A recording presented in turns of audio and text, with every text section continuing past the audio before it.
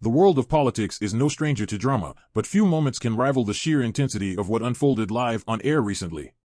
A Labour MP, known for their fiery rhetoric and polished public persona, found themselves backed into a corner, struggling to defend what can only be described as a house of cards made entirely of lies. This was no ordinary interview, it was a reckoning. And by the end of it, the only thing left standing was the unvarnished truth. It started as a routine appearance, the kind politicians often use to promote their agenda and reassure their supporters. But this time, things took a sharp turn when the interviewer brought out receipts, hard evidence that contradicted nearly every claim the MP had been making. There was no way out, no room for spin, and certainly no chance to dodge the questions. The first blow came in the form of an email. This wasn't just any email, it was a smoking gun.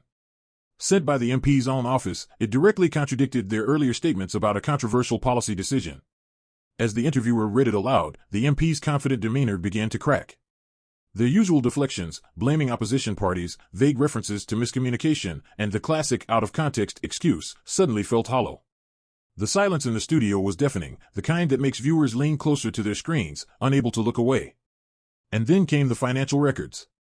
For months, the MP had championed a series of initiatives they claimed would benefit struggling families. They painted themselves as a crusader for the working class, but the numbers told a different story.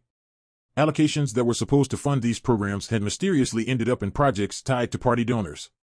When pressed for an explanation, the MP fumbled, muttering something about unforeseen circumstances and reallocations.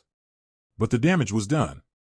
The narrative of a selfless public servant had crumbled, replaced by the image of a politician caught red-handed. It was at this point that the interviewer delivered the coup de grace, a recorded conversation from a closed-door meeting. In the clip, the MP can be heard acknowledging the very lies they had denied moments earlier. The look on their face as the recording played was a mixture of shock, anger, and desperation. They knew they were finished. What makes this moment so significant isn't just the exposure of one politician's deceit. It's the broader implications for public trust in politics.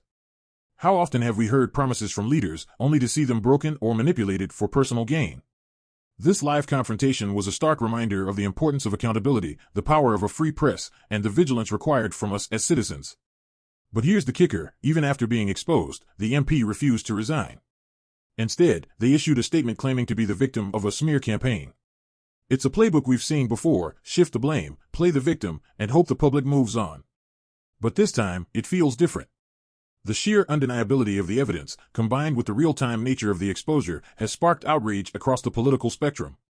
Social media is ablaze with calls for justice, with hashtags like #AccountabilityNow and #NoMoreLies trending worldwide. This incident serves as a wake-up call. It's not just about one MP or one party, it's about the system that allows such behavior to go unchecked. If we don't demand transparency and hold leaders accountable, we risk normalizing deceit as a staple of governance. So, what's next? The fallout from this scandal is still unfolding, but one thing is certain: the public's patience for excuses has run out. As the story develops, it's up to us to keep the pressure on, to ensure that this moment becomes a turning point rather than just another blip on the political radar. And remember, the truth only matters if we're willing to fight for it.